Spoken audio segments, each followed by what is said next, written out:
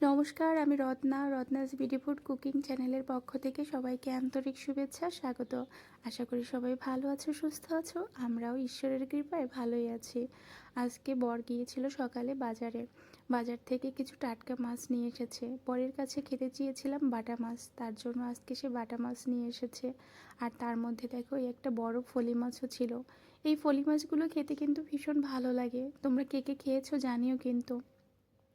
মাছগুলো আনার পরে বেশ মনটা ভালো লাগছিল, কারণ অনেক দিন ধরেই বরকে বলেছিলাম মা বাটা মাছ নিয়ে আসতে। আর নিয়ে এসেছে কিছু পরিমাণে পুঁই শাক আর দেশি আম। এগুলো গ্রামের বাজার থেকে কিনেছে। আমরা যেখানে থাকি তার পিছনে একটা গ্রাম আছে, ওইখানে গেলে অর্গ্যানিক শাক সবজি পাওয়া যায়, ফলমূলও কিছু পাওয়া যায়। তাই আজকে ওখানেই বাজার করতে গিয়েছিল। আর এখন তো বরের ছুটি আছে, অফিস ছুটি থাকলে কি হবে, তারপরও সে ডিউটি রেখেছে। তো এই যে মেয়ের জন্য কিছু আম কেটে নিয়ে আসলাম। ও সকালে ঘুম থেকে উঠে খালি পেটে একদম পড়তে বসেছিল, বলল মা আমার ক্ষুধা পেয়েছে। তো তার জন্য ওকে একটু আম কেটে দিলাম, মেয়েকে খাইয়ে চলে আসলাম রান্নাঘরে। আর সকালে রান্না করেছিলাম ভাত, গতকালকে ছিল মাছের ঝোল। তো তাই খেয়ে বড় অফিসে চলে গেল। এখনও হলিডে ডিউটি করছে। এখন একটু দেরি করে গেলেও সমস্যা নেই, 10টা থেকে 5টা বা 6টা 7টা পর্যন্ত ডিউটি করে, তারপরে বাসায় চলে আসে। এবারে আমি মাছগুলো ভালো করে আঁশ ছেড়ে নিচ্ছি। এই মাছের আঁশগুলো উঠাতে বেশ ঝামেলাই আছে, তাই আগে আঁশগুলো ঝেড়ে কেটে মাছগুলো সুন্দর করে ঝরা দিয়ে রেখে দিলাম। আর এদিকে আমি রান্নার জন্য সবজি কেটে নিচ্ছি। পুঁই শাক ভাজি করব মিষ্টি কুমড়া দিয়ে, তাই মিষ্টি কুমড়াগুলো সুন্দর করে চাক চাক করে কেটে নিচ্ছি। মিষ্টি কুমড়া যদি এভাবে কেটে পুঁই শাক ভাজি বা রান্না করা হয়, খেতে ভীষণ ভালো হয়। আর যদি তার মধ্যে পড়ে চিংড়ি মাছ, তাহলে তো আর কোনো কথাই নেই। তবে আজকে কিন্তু আমি চিংড়ি মাছও ব্যবহার করছি। চিংড়ি মাছ দিয়ে পুঁই শাক ভাজি করব। আমার কিন্তু কুমড়ো কাটা প্রায় কমপ্লিট। কুমড়োগুলো সুন্দর করে কেটে এবার বাটিতে তুলে নিচ্ছি। আর এদিকে দেখতে পাচ্ছ দুটো শসা, আজকে শসার তরকারিও রান্না করব। অনেক দিন ধরে শসাগুলো এনে রেখেছিল ফ্রিজে, তো যে কোনো কারণে শসাগুলো আর খাওয়া হচ্ছিল না। তবে আজকে ভাবলাম বরের খুব পছন্দ শসার তরকারি খাওয়া যেহেতু, তাই আজকে বরের ইচ্ছাটা পূরণ করেই দেই। আজকে শসার তরকারি রান্না করব চিংড়ি মাছ দিয়ে। চিংড়ি মাছ দিয়ে পাতলা পাতলা ঝোল করলে এটা খেতে বেশ ভালো লাগে। আর এখন তো গরমের সময় এই জলসা তরকারিগুলো খেতেও মুখে বেশ রুচিসম্মত হয়, তাই এগুলো কেটে নিচ্ছি।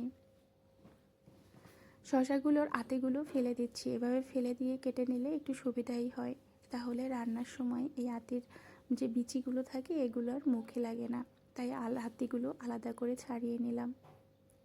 শসাগুলো কাটা কমপ্লিট, এবারে একটা বাটিতে তুলে নিলাম।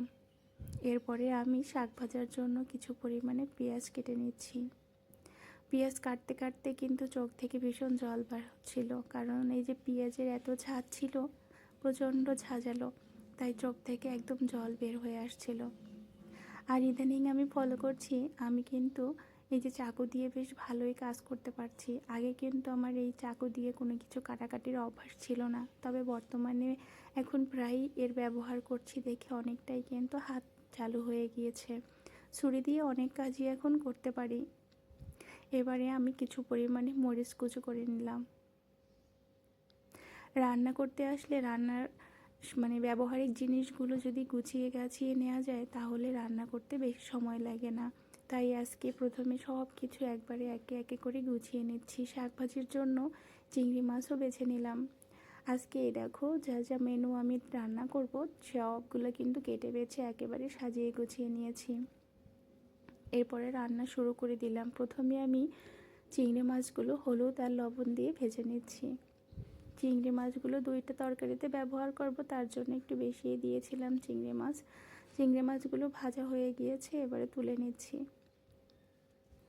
আর ওইদিকে আমি মিষ্টি কুমড়াগুলো অন্য একটা কড়াইতে ভাজতে দিয়ে দিলাম। এরপরে কালো জিরা ফোড়ন দিয়ে হালকা পেঁয়াজ কুচি আর মরিচের কুচি আমি দিয়ে শাক ভাজির জন্য বসিয়ে দিলাম। পেঁয়াজগুলো ভাজা ভাজা হলো, এরপরে কেটে রাখা শাকগুলো দিয়ে ওর মধ্যে সামান্য নাড়াচাড়া করে আর সামান্য পরিমাণে একটু জল দিয়ে ঢাকনা দিয়ে ঢেকে কিছুক্ষণ রান্না করে নেব। বেশ কিছুক্ষণ ওদিকে রান্না হচ্ছে, আর এদিকে আমারও এই শাকের জন্য মিষ্টি কুমড়াটাও কিন্তু ভাজা হয়ে গিয়েছে, তুলে নিলাম। এরপরে আমি ওই কড়াইতে শসার তরকারিটাও বসিয়ে দিলাম। সামান্য হলুদ আর লবণ দিয়ে নাড়াচাড়া করে তার মধ্যে দিয়ে দিলাম কিছু কুচানো কাঁচা লঙ্কা। আর এই ধরনের সবজিগুলোতে কাঁচা লঙ্কা ব্যবহার করলে কিন্তু বিশেষ ভালো লাগে। এরপরে সামান্য পরিমাণে জল দিয়ে আবারও নাড়াচাড়া করে দিলাম। আর এদিকে শাকটাও আমার সেদ্ধ হয়ে গিয়েছে প্রায়। তার মধ্যে আমি এই যে মিষ্টি কুমড়া আর ভেজে রাখা চিংড়ি মাছগুলো দিয়ে দিলাম। এরপরে আমি তরকারি হয়ে গিয়েছে ফোড়ন করে নিচ্ছি। শসার তরকারিতে সামান্য রাঁধুনি জিরা ফোড়ন দিয়ে ফোড়ন করে নিলাম। এভাবে ফোড়ন করে রান্না করলে তরকারিগুলো খেতে ভীষণ ভালো লাগে। আর শাক ভাজিও হয়ে গেছে, সামান্য একটু চিনি দিয়ে নাড়াচাড়া করে তুলে নিচ্ছি। তরকারিটাও দেখো হয়ে গিয়েছে, শাক ভাজাটাও হয়ে গিয়েছে, দুটোই তুলে নিলাম। আজকের রান্নাগুলো আমার খুব পছন্দের, এই সামান্য কিন্তু খেতে ভীষণ ভালো। তোমাদের এরকম খাবার কার কার ভালো লাগে অবশ্যই কিন্তু জানিও। আর একটা আইটেম বাকি ছিল, মাছ ভাজা। বাটা মাছ কড়াইতে এভাবে ভাজি খেতে ভীষণ ভালো লাগে। আমি এরকম করেই প্রায় মাছ ভাজা করে সবাই মিলে খাই। আর আমার এই বাটা মাছটা ভাজা খেতেই ভীষণ ভালো লাগে। যাই হোক বন্ধুরা, আজকে রান্নাবান্না কেমন লাগে জানিও। আজকের মতো বিদায় নিচ্ছি, টাটা।